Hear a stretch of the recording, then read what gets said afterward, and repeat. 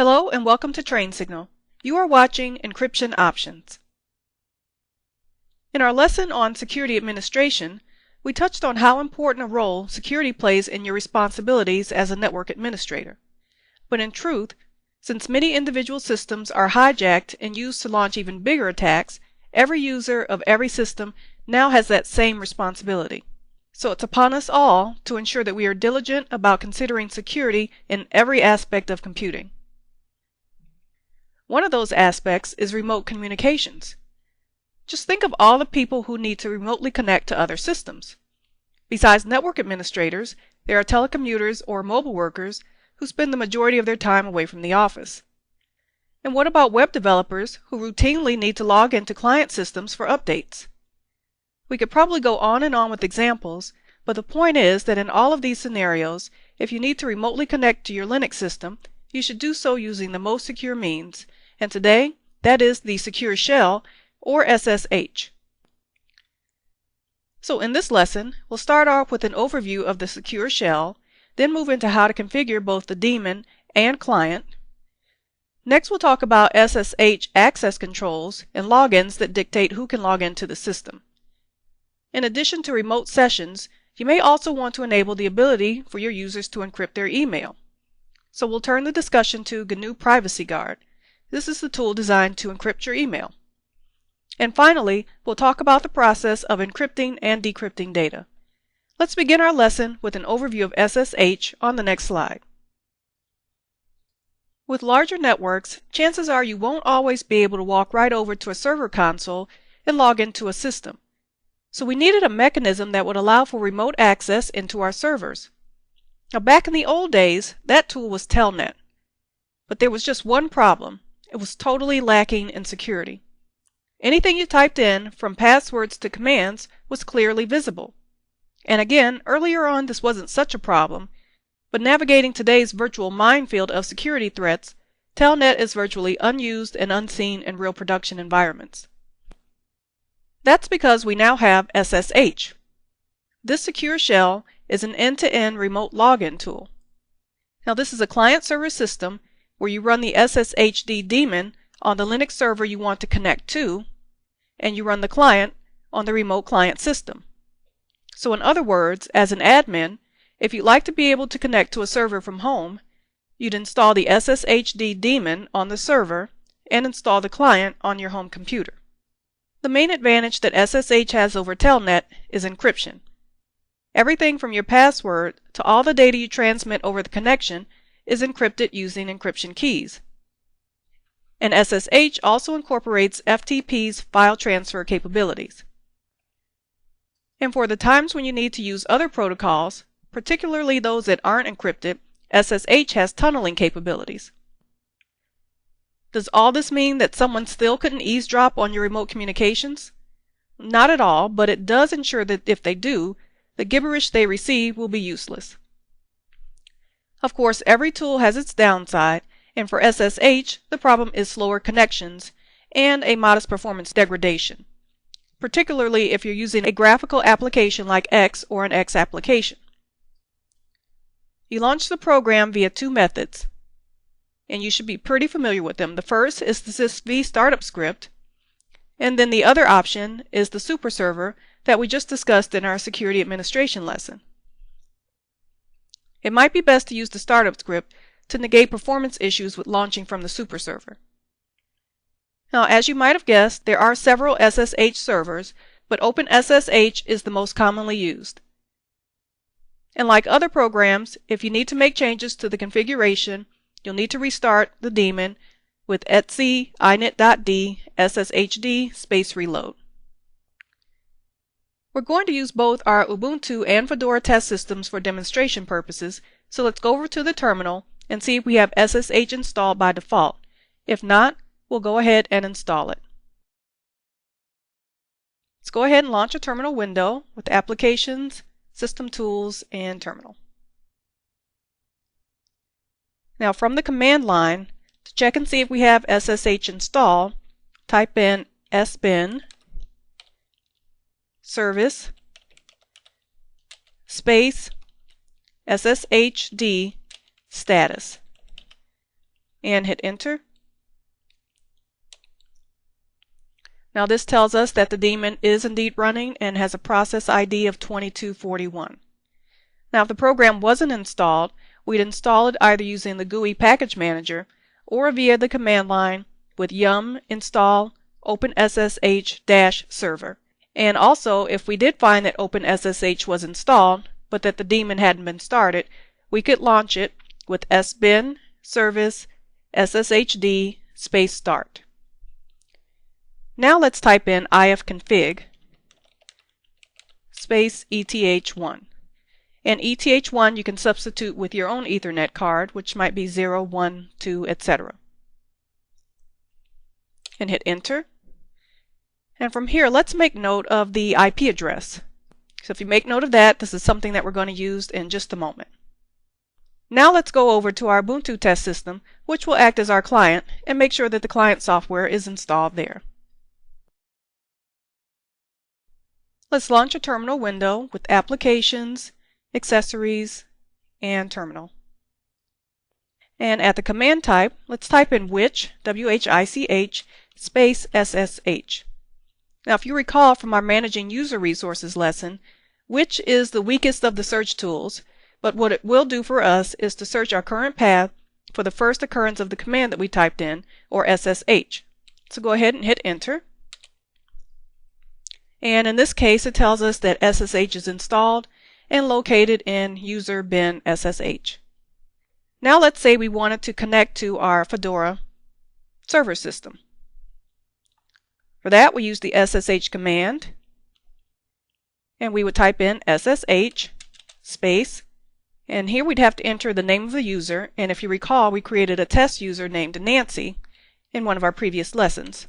So let's type in Nancy at, and here we enter the IP address that we just noted, which in my case is 192.168.56.101. SSH space Nancy at 192.168.56.101. And go ahead and hit enter here. This message says that the authenticity of the host can't be established, and that's mainly because we haven't connected before.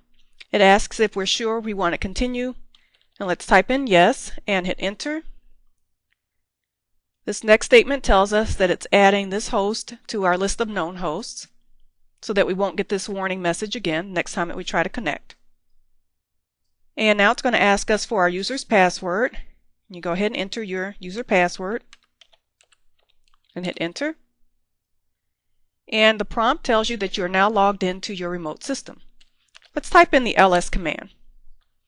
We see that we don't have anything necessarily created in Nancy's home directory, but that does confirm that that's where we are. Now if we wanted to, we could create a file. So type in touch, T-O-U-C-H. If you recall, that command will create an empty file. And let's call this ssh-test.txt. And hit enter. Now type in ls. And you can see that our file has indeed been created.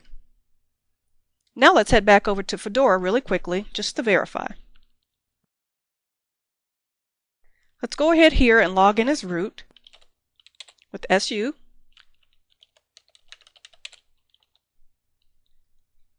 Let's type in ls space /home. And we'll see our user Nancy here. So let's type in ls space /home/Nancy and hit enter. And you can see the file that we created again, ssh-test.txt. Now let's head back to the presentation and talk about configuring SSH. When you install the OpenSSH program, you do get both the daemon and client software, even if they aren't automatically started. You can configure the server daemon with the etc ssh sshd_config file. But the good news is that most of the time you won't need to change a thing. The file format is mainly option followed by value. The options include protocol, which specifies the protocol level that SSH can use. and the only possible values are 1 and 2. Since 1 has been compromised, 2 is the preferred value. On some older clients, though, you may need to still use Protocol 1. The next option is Permit Root Login, which enables SSH to accept direct logins from root. And while the default setting for this is yes, the most secure option is to set it to no. Forcing login as a regular user first just adds another layer of security, as an intruder would need to know information for 2 accounts. Another option is X11 forwarding, which sets the tunneling features. If you want to be able to run X programs via SSH, this option must be set to yes. OpenSSH is a very complex program, and there are of course more options, but these are the ones that you'll be most likely concerned with. The client configuration file is etc ssh ssh_config, and this file specifies parameters for all SSH users on your network. But these settings can be overridden with a local SSH configuration file in a user's home directory. And like with the daemon, you won't often need to make changes to this file anyway. SSH works through the use of encryption keys. Each server and user system has a unique key pair, a public and a private key. Now these keys are linked so that if you encrypt data with a public key, it can only be decrypted and read if the receiver has the matching private key. When a connection is first established, each side exchanges public keys. And once this initial exchange occurs, clients retain public keys so the same exchange doesn't have to happen each time they connect. And this also makes it easy to see changes to the public key, which could be a sign that it's been tampered with.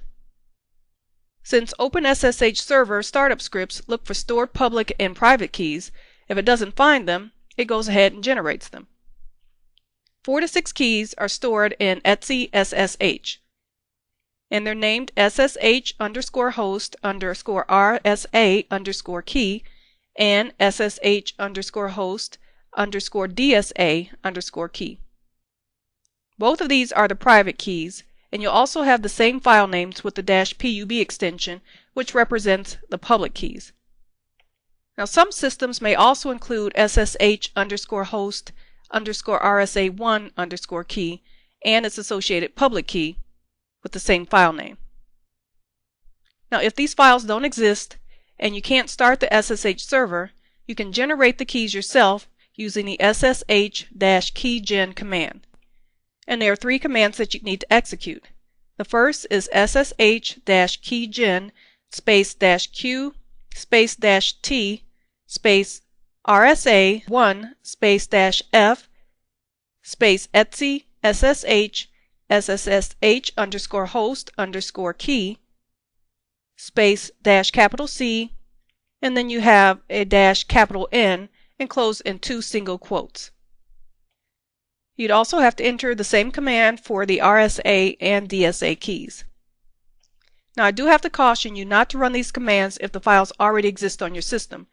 This would signal to clients that you've already successfully connected with that something might be wrong and they might refuse the connection.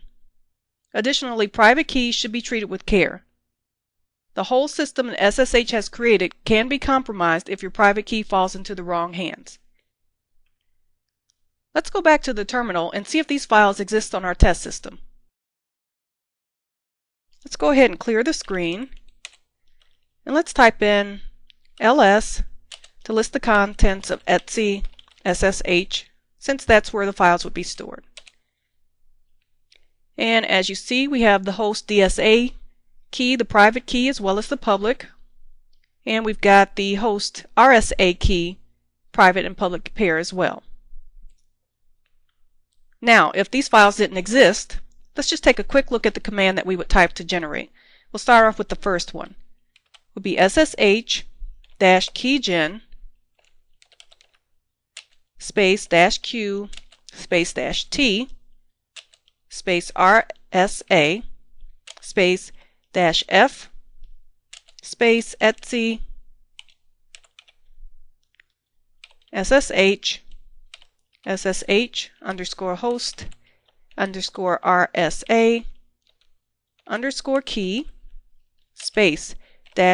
--host_RSA_key --C two single quotes, space, dash, capital N, space followed by a trailing two single quotes.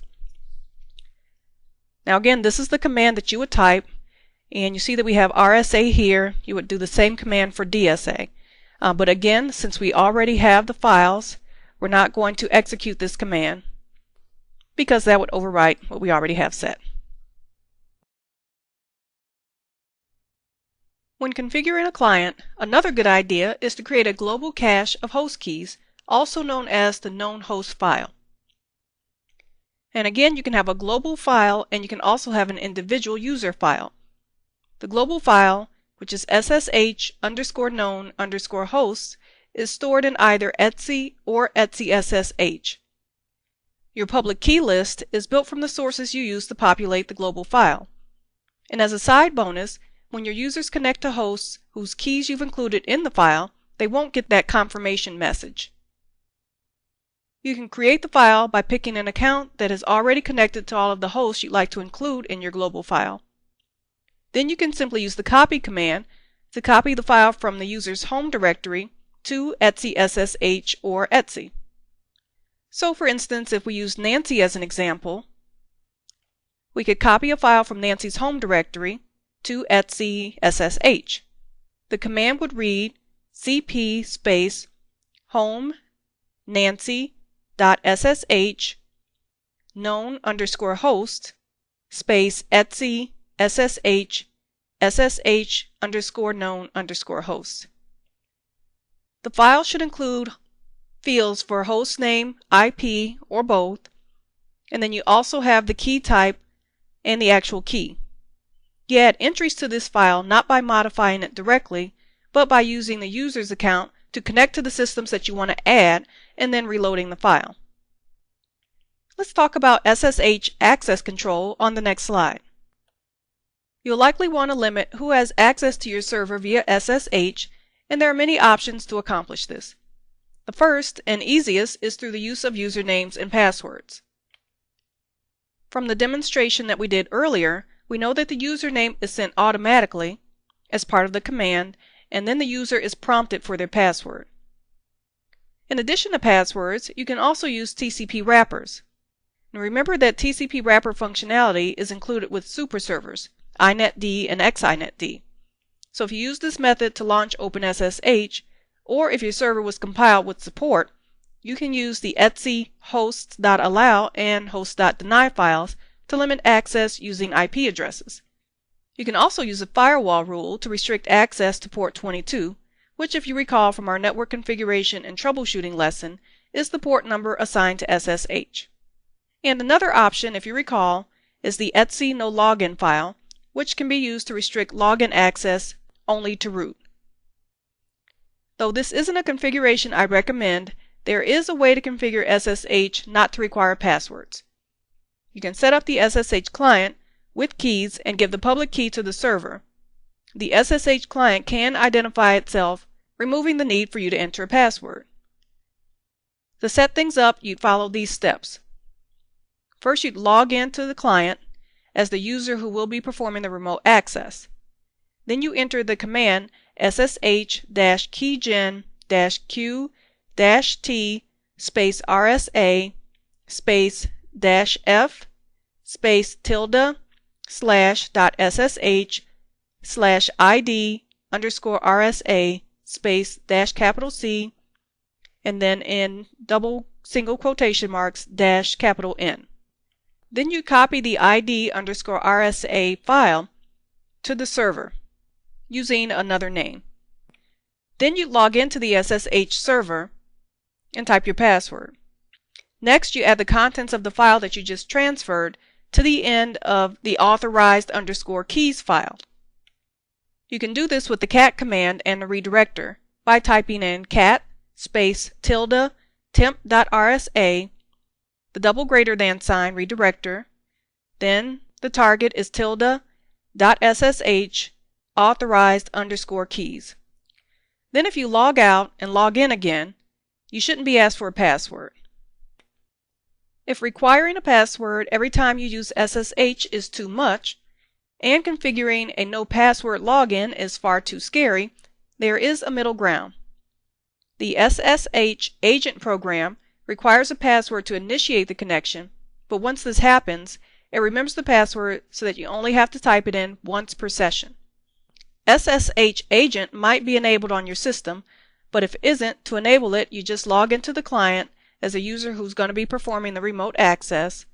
Then you issue the command ssh-keygen -q -t -rsa -f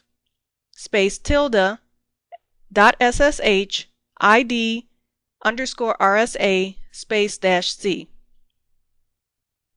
Then again you copy that file id _rsa.pub to another name somewhere that we can get to it quickly. Then you log into the SSH server. Then you're going to use the cat command with the redirector again to transfer the file.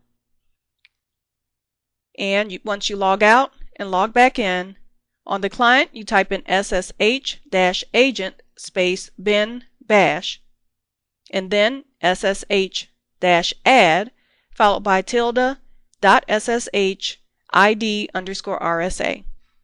When you use SSH to connect to a remote system to which you supplied your public key, you won't need to type in a password, but you will have to repeat steps 2 to 3 when you log out. The SSH login script, or SSHRC, which is stored in either etc or etc SSH, is OpenSSH's own login script, and you run it using bin sh, which, if you recall, is a symbolic link to bash. This method simply means that the user's configured shell is replaced by OpenSSH's shell. SSH has the ability to transfer its encryption functionality onto other protocols. This is known as port tunneling. The way that it works is the server computer runs 2 server programs: a server for the tunneled protocol using the internet and an SSH server. The client also runs 2 clients, one for the tunneled protocol and also an SSH server. The SSH client also listens for connections for the tunneled protocol, meaning it is acting as both a client and a server. When the client receives a connection from the tunneled protocol's client, the result is that the tunneled protocol's connection is encrypted using SSH. It's tunneled to the SSH server and then directed to the target server. So data that passes over the network is in an encrypted form, even if the target protocol doesn't support encryption natively. This process is enabled by default, but can be configured via the etc ssh sshd _config file with the option allow TCP forwarding. It'll probably be set to no, and all you need to do is change that to yes. On the client, you establish a special SSH connection to the server by passing several parameters. In the example on the screen, the SSH command is followed by -N and lowercase f, which tell SSH not to execute a remote command and to execute in the background after asking for a password. This creates the tunnel. Next, the -L option specifies the local port on which to listen, the remote computer to connect to, and the port on the remote computer you want to connect to. So the command says SSH to test.ssh.com on port 143, don't execute a remote command, and ask for a password and run in the background. Once the tunnel is established, use the client program to connect to the local port specified by the first number in the -L parameter.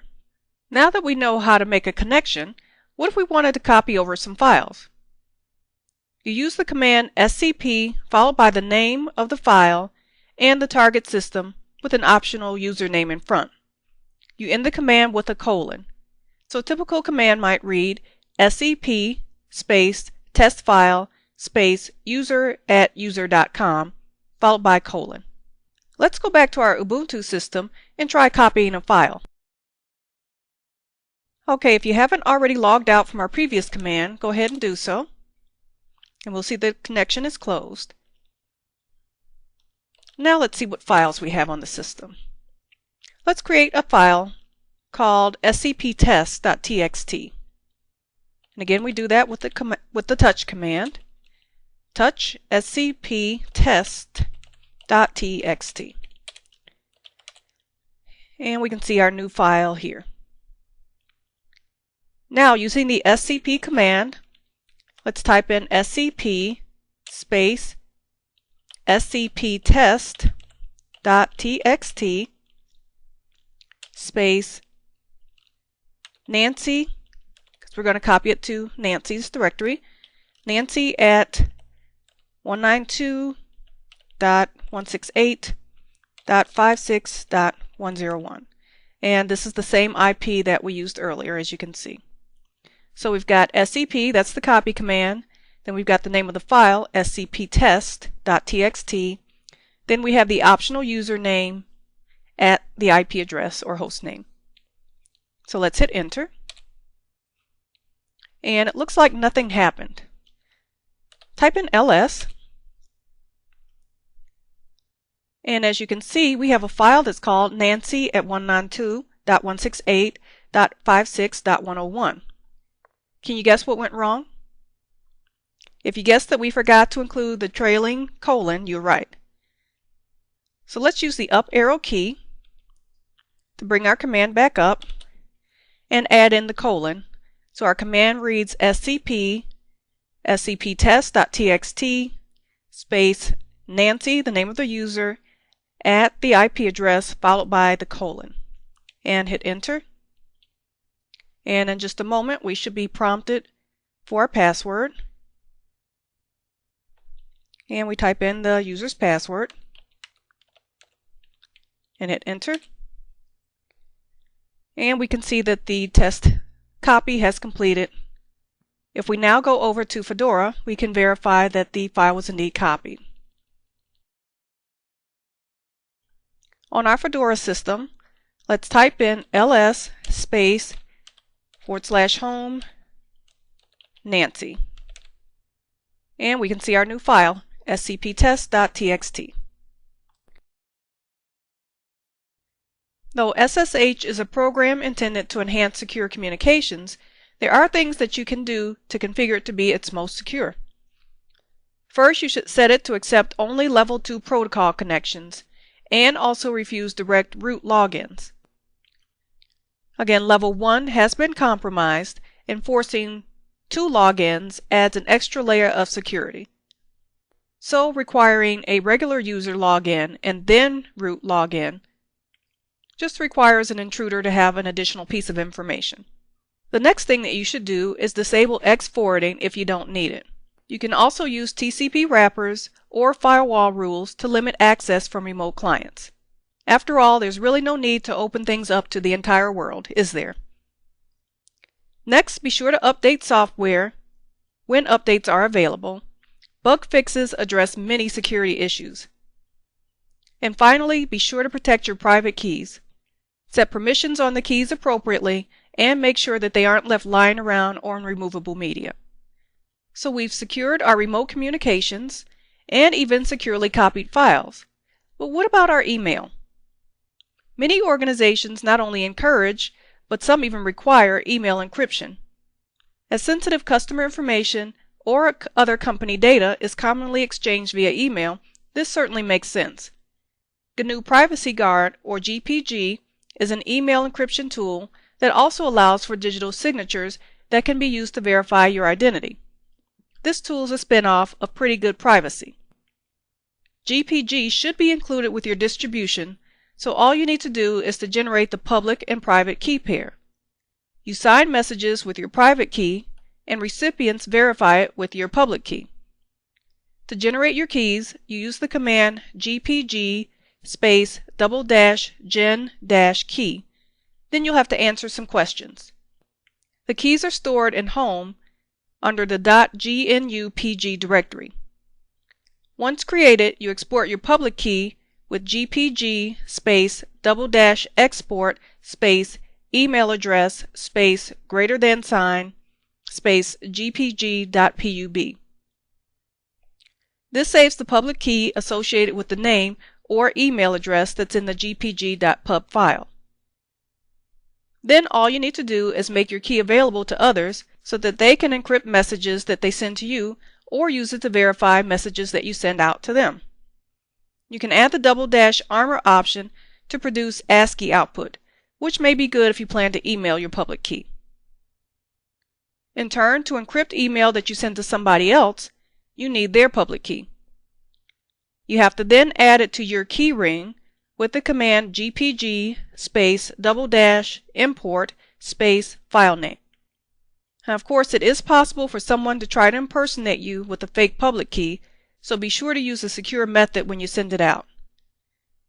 And if you want to take a look at your key ring, you can use the command gpg space double dash list dash keys. The UID line in this file is most important as it contains the name and email address you'll use. Let's go to a terminal window and generate our GPG keys. So we've decided that we want to encrypt our email. The first thing that we need to do is to generate our keys. So from the command line, let's type in gpg space double dash gen dash key. So we've got gpg 2 dashes gen dash key. And let's hit enter. Now you'll have to answer some questions, and generally you can accept the defaults. And the information here is just telling you that it's going to create some information, a new configuration file. It's going to tell you that the key ring's created. Then it's going to ask you to select what kind of key that you want. I'm going to go ahead and accept the default, number 1, and hit enter. And it says the keys may be between 1024 and 4096 bits. What key size do you want? The default is 2048, so let's go ahead and enter that and hit enter. Then it says please specify how long the key should be valid. 0 is the default that says the key does not expire, so let's go ahead and hit 0. Then it asks you to confirm if this was what you want, and I'm going to hit Y for yes. Then it says you need a user ID to identify your keys. The software constructs the user ID from the real name, the comment, and the email address in this form. So it asks to enter your real name. I'm going to enter my name, and I'm going to make up a fake email address, vhenry@vhenry.com. Comment, just going to put in Linux. Then it says that we've selected this ID, Veronica Henry, comment Linux, and the email address vhenry@vhenry.com. You can either change the name, the comment, the email, or if everything is okay, you can use O, you can hit O or Q to quit. So I'm going to hit O for OK. Then it says that we need a passphrase. And go ahead and enter a passphrase of your choice. Should of course be something secure, but something that you can remember. Then you have to repeat it.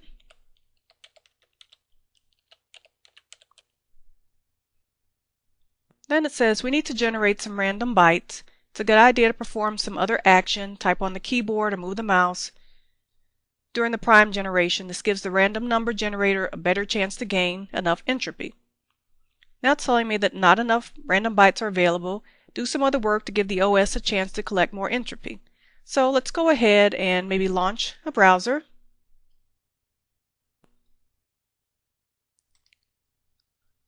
Then perhaps we can launch another terminal window. Type in a few commands.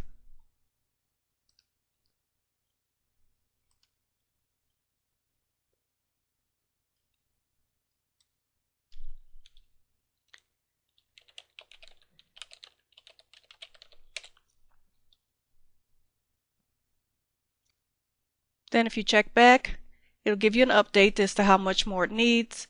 It says that we need 71 more bytes. So let's give this another try. Let's do some more work. Take a look at our train signal blog. And as luck would have it, we see an article from me. Lots of information on our train signal blog, so be sure to check that out from time to time as well. Now let's see what's going on in our window here. And finally, our public and private key has been created. Now if we wanted to export the key, we'd have to use the export command.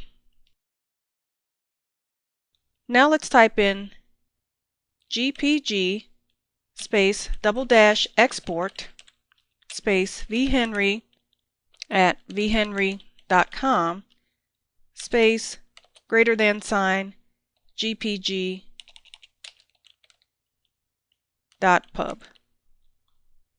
So again, we're going to export. We have the email address, the redirection to the file gpg.pub. And hit enter. And now that our public key has been exported, we could again take this and give it to people with whom we want to communicate via email. Now let's go back to our presentation and talk about how to encrypt and decrypt data.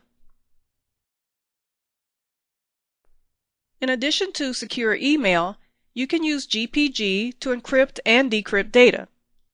Say you wanted to encrypt a file, you use the command GPG space -- space name of the encrypted file space -- recipient space user ID space -- armor space -- encrypt space the original file name.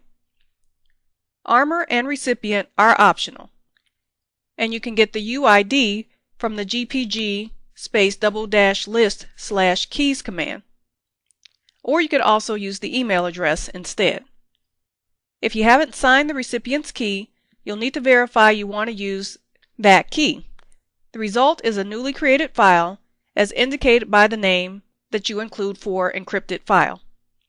If you leave out the armor option, the file will be binary and you'll need to send it as an attachment if you email it. Including the armor option makes the output ASCII, which you can then cut and paste into an email or send as an attachment if you like. If you receive a file encrypted with your public key, you can reverse the encryption using the -- decrypt option, or GPG space -- out space followed by the decrypted file space -- decrypt space the name of the encrypted file. And you'll be prompted for your passphrase. Most email clients include options for GPG usage, so if you use a client, the process becomes even easier. To sign a message so the recipient knows that it comes from you, use the command GPG space -- clear sign followed by the file name. You can also use the -- sign option, which creates a new file with the same name as the original, but with the GPG extension. Clear sign leaves the message unencrypted but adds an encrypted signature. The signature can be verified with your public key.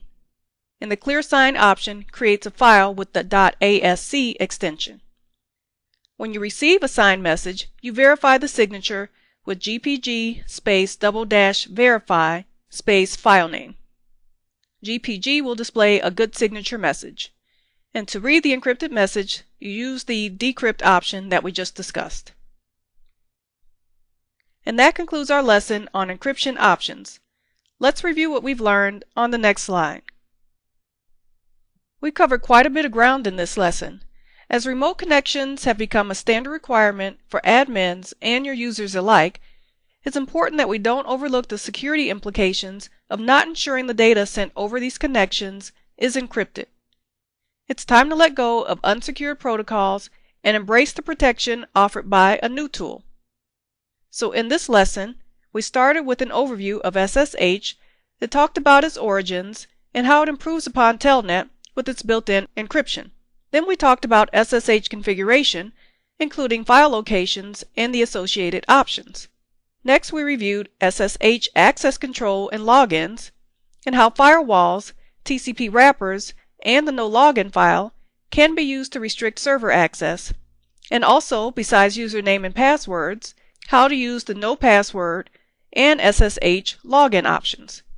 We also discussed SSH security best practices, including things like not allowing direct root logins and protecting your privacy keys. We then turned the discussion to GNU Privacy Guard and how to use this program to encrypt email messages. We learned that GPG uses a similar public and private key pair to manage encryption. And finally, we talked about using GPG to encrypt files. Thanks for watching, and I'll see you in the next lesson.